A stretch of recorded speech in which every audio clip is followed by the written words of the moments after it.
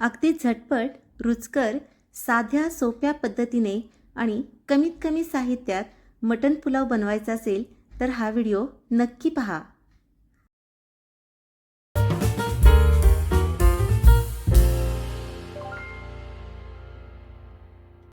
चला तर मग रेसिपी सुरू करूयात. इथे मी अर्धा किलो मटणाचा पुलाव बनवून दाखवत आहे. त्यासाठी सुरुवातीला अर्धा किलो मटण स्वच्छ धुवून घ्या. 1 चमचा हळद, 1 चमचा मीठ आणि दही 2 चमचे टाका. पुदिना असेल तर अर्धा कप टाका. पुदिना हे ऑप्शनल आहे. हे सर्व अगदी व्यवस्थित मिक्स करून घ्या. म्हणजे मटणाच्या प्रत्येक पीसला हा मसाला लागला पाहिजे. जर तुमच्याकडे वेळ असेल तर हे मॅरिनेशनसाठी 1 तास ठेवून द्या. अर्धा किलो मटण घेतले होते त्यामुळे तेवढेच तांदूळ म्हणजे अर्धा किलो तांदूळ स्वच्छ धुवून घेऊया. हे तांदूळ कमीत कमी अर्धा तास भिजत ठेवूयात.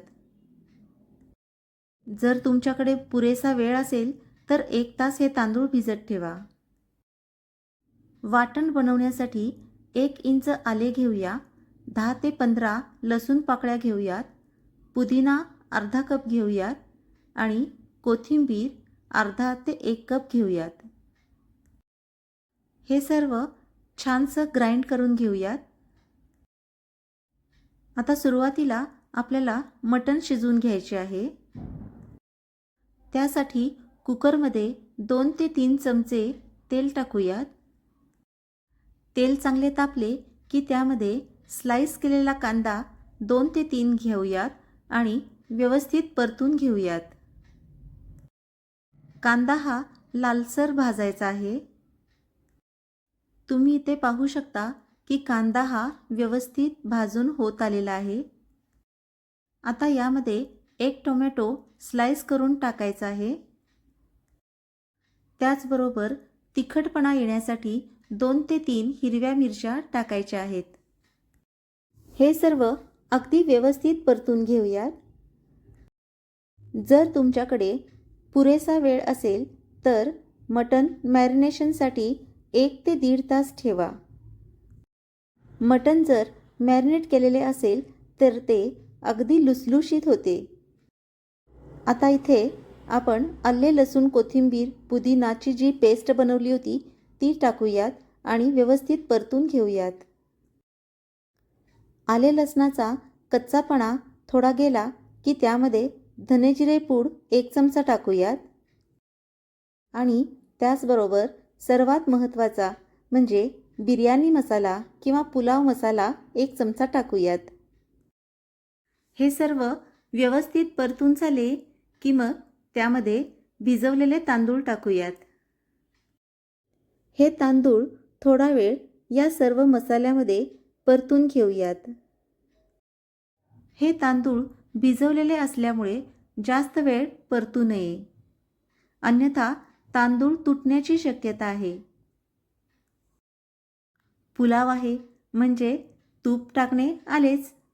त्यासाठी आपण या पुलावामध्ये 2 चमचे साजूक तूप टाकूयात. यानंतर महत्त्वाचा इन्ग्रेडियंट म्हणजे शिजवलेले मटण. पहिला मटणाचे पीस टाकूयात आणि व्यवस्थित हलवून घेऊयात. मटणाबरोबरही तांदूळ जास्त वेळ परतू नये, अन्यथा तांदळाचे तुकडे पडू शकतात. तांदळाच्या दुप्पट किंवा दीडपट पाणी टाकूयात. मी इथे 3 कप गरम पाणी टाकत आहे. त्याचबरोबर 1 चमचा मीठ टाकूयात. सुरुवातीला मटण मॅरिनेट करताना सुद्धा आपण मीठ टाकले होते, त्यामुळे आता आपण थोडेच मीठ टाकणे गरजेचे आहे. कुकरचं झाकण बंद करून फक्त 1च शिट्टी करून घेऊयात. आहा हा हा, किती वाफाळलेला एकदम लुसलुशीत असा मटण पुलाव तयार. इथे मी मटण पुलाव बनवण्यासाठी इंद्रायणी तांदूळ घेतला होता. तुमच्याकडे जो तांदूळ अवेलेबल असेल तो घ्या. अशा साध्या सोप्या रुचकर रेसिपीजसाठी आसावरीज किचनला सबस्क्राईब करा. थँक्यू.